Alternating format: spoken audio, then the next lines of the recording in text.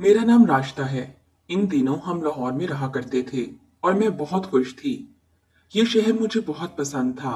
मुलाजमीन भी अच्छे थे, दिल लगा हुआ था। अचानक एक रोज सिकंदर ने बताया कि बहावलपुर तबादला हो गया है।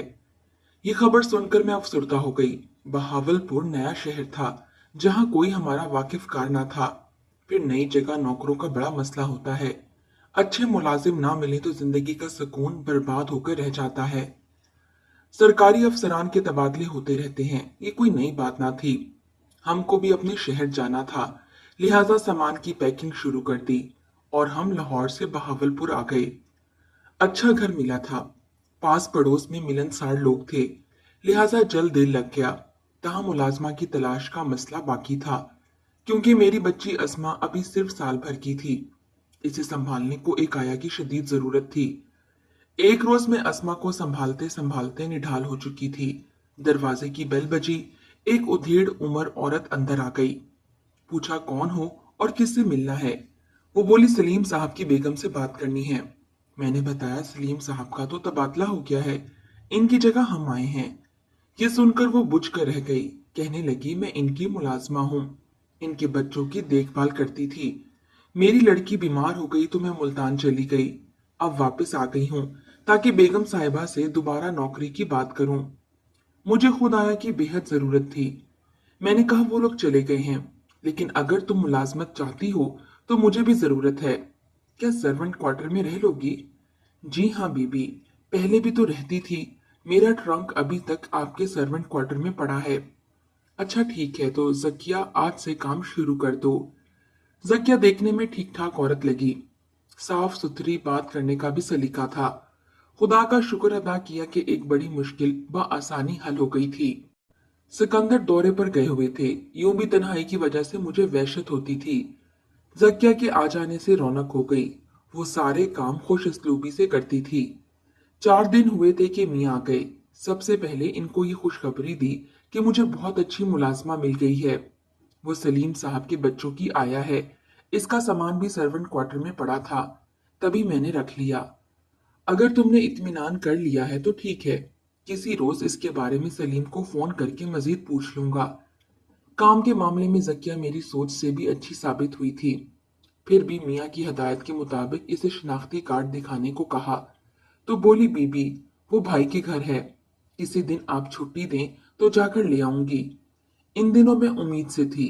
किचन में जाते ही जी मतलाने लगता था। जकिया को छुट्टी देना महाल लगा। सोचा किसी कुक का इंतजाम हो जाए तो इसे 3 दिन की छुट्टी दे दूंगी। चंद दिनों में जकिया ने मुझे इतना आराम दिया कि जी ना चाहता था कि वो एक लम्हे को कहीं जाए। यहाँ आकर इतनी अच्छी मुलाजमा मिल जाएगी, ये तो मैंने तसव्वुर भी ना किया था। इसे आए हुए 15 दिन हो गए थे। सिकंदर दोबारा दौरे पर चले गए।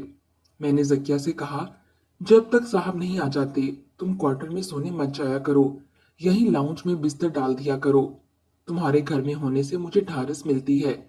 जी अच्छा बीबी जी, इसने ताबेदारी से जवाब दिया। मियाँ को गए हुए दूसरा दिन था। वो ड्राइवर और गाड़ी छोड़कर गए हुए थे और खुद सरकारी जीप पर गए थे।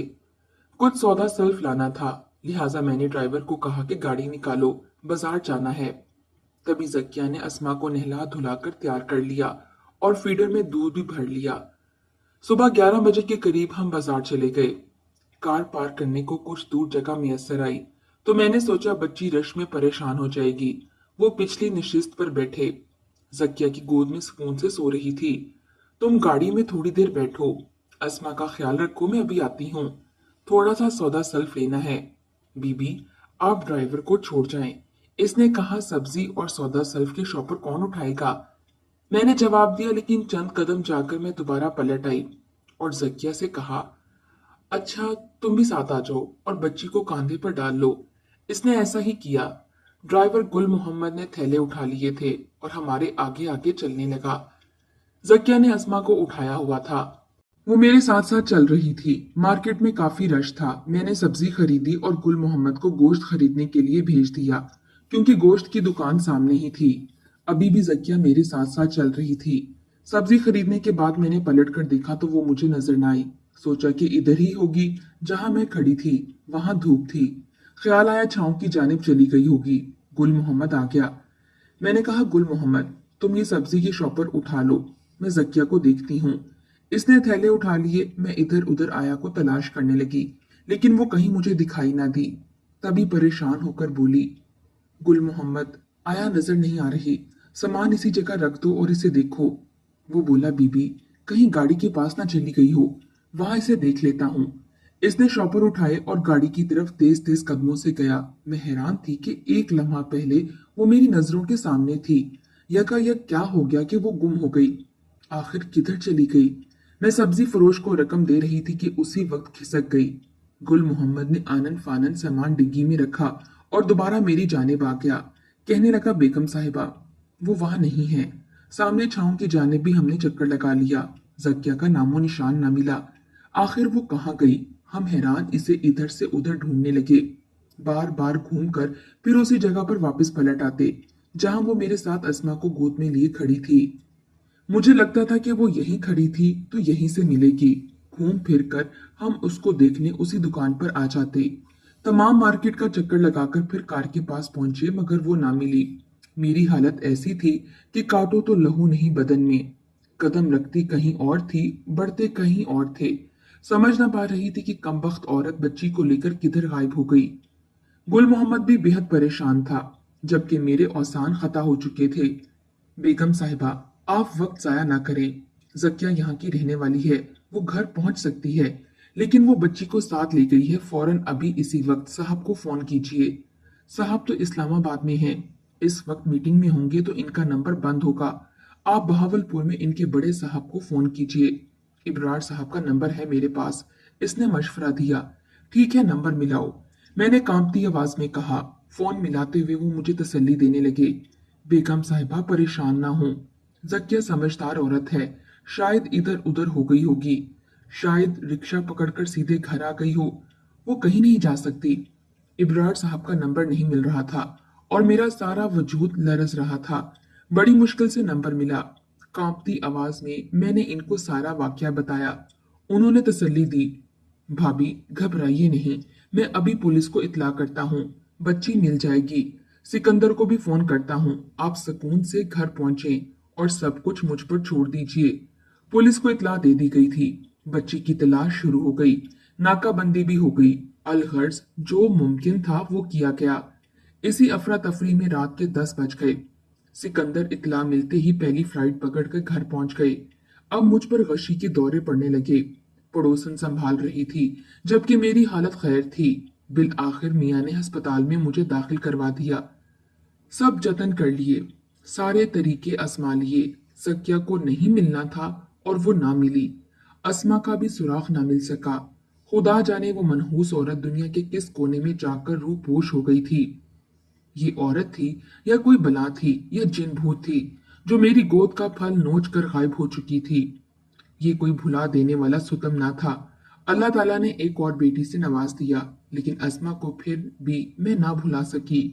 लेकिन एक लम्हे को इसकी याद से मैं गाफिल ना हो सकती थी। इसकी जुदाई नासूर बनकर मेरी जिंदगी की रमक को निकल रही थी। वो मेरी पहली बच्ची थी।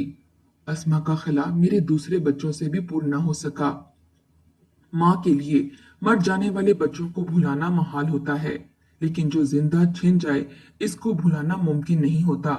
ये गम मेरे वजूद को गीली लकड़ी की मानद सुलगता रहा। मैं हंसते मुस्कुराने को भी तरस गई थी। एक आस थी जो दिन रात बेकरार रखती थी, शायद कभी मेरी खोई हुई बच्ची मुझे मिल जाए।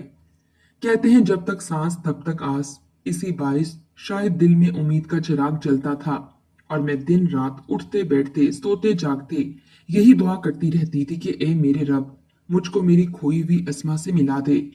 कुदरत के खेल निराले। इंसान अगर दिल की गहराइयों से दुआ करे तो वो दुआ हमेशा कबूल होती है। और ये और बात है कि कितना अरसा लग जाए इस दुआ को कबूल होने में।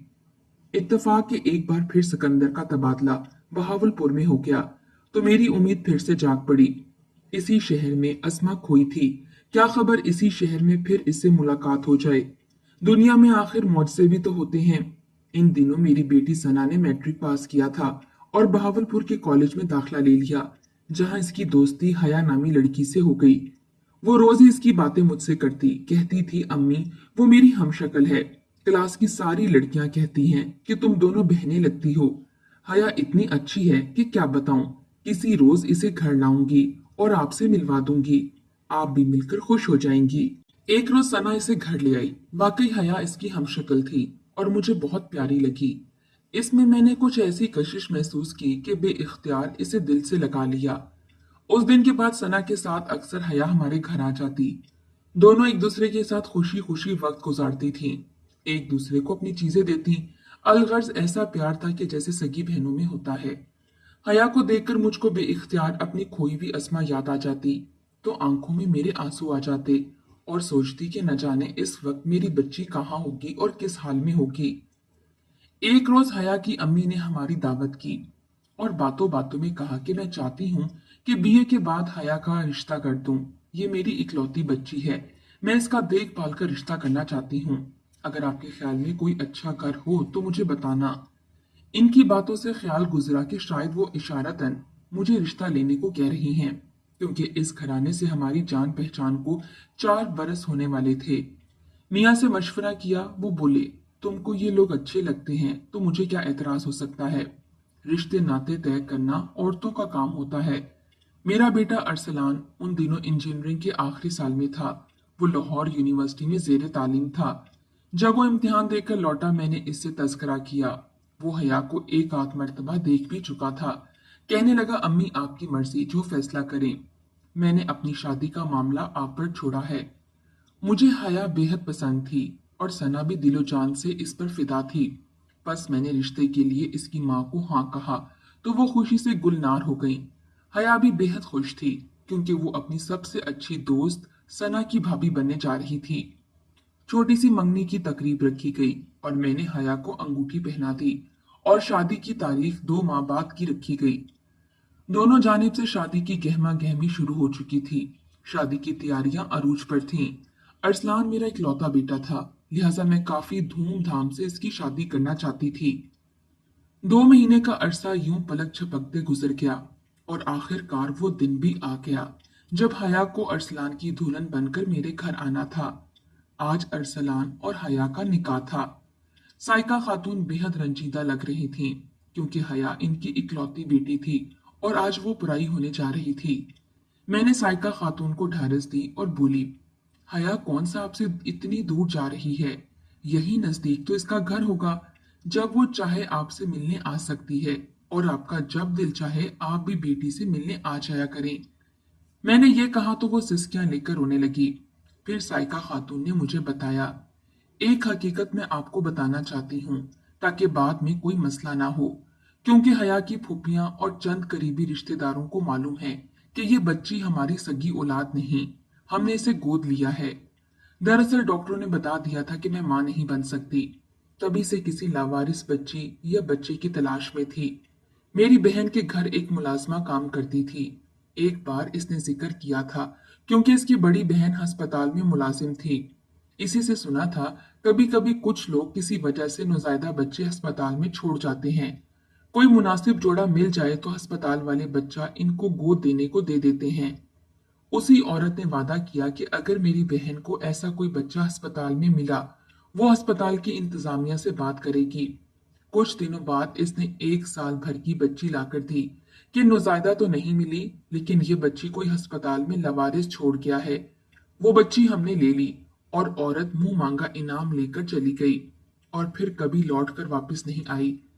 हया वही बच्ची है जिसको हमने औलाद की तरह पाला है।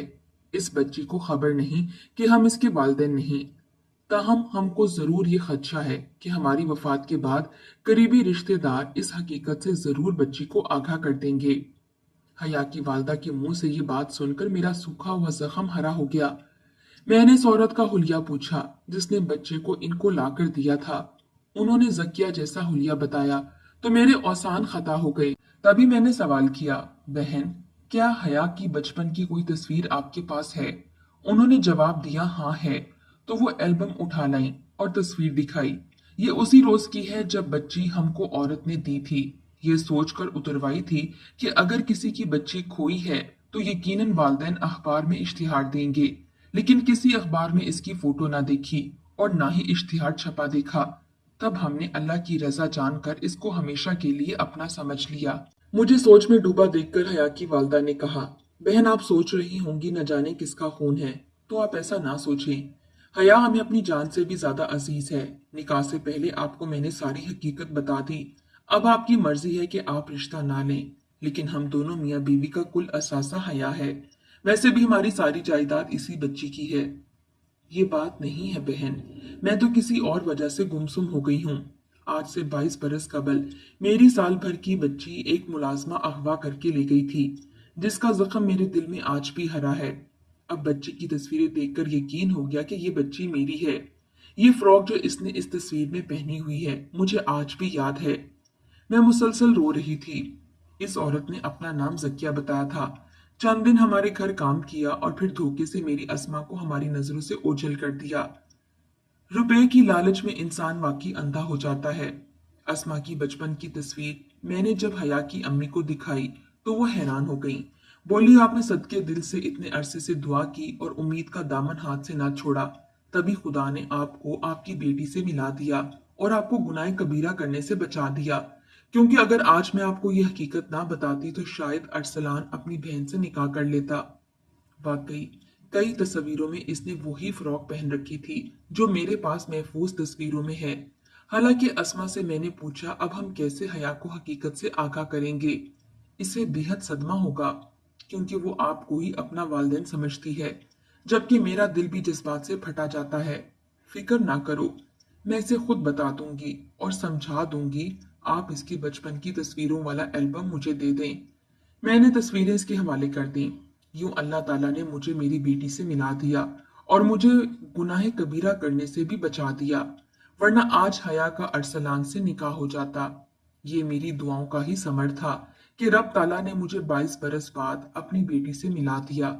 मुझे नहीं मालूम इन लोगों ने कैसे हकीकत हाल से हया को आगाह किया।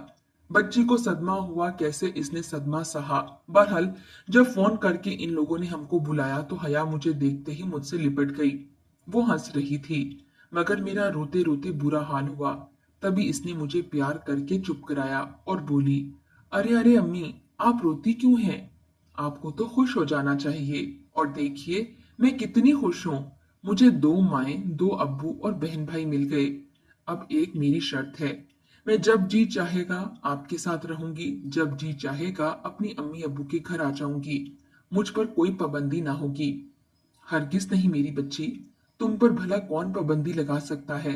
और ये तो मेरे खुशी के आंसू हैं, मैंने अपने आंसू पोंछते हुए कहा था। इसके बाद सना और हया के 2 घर हो गए। जब इनका जी चाहता वो जहां रहना चाहती चली जाती। दोनों की शादी के बाद भी 2 मैके थे।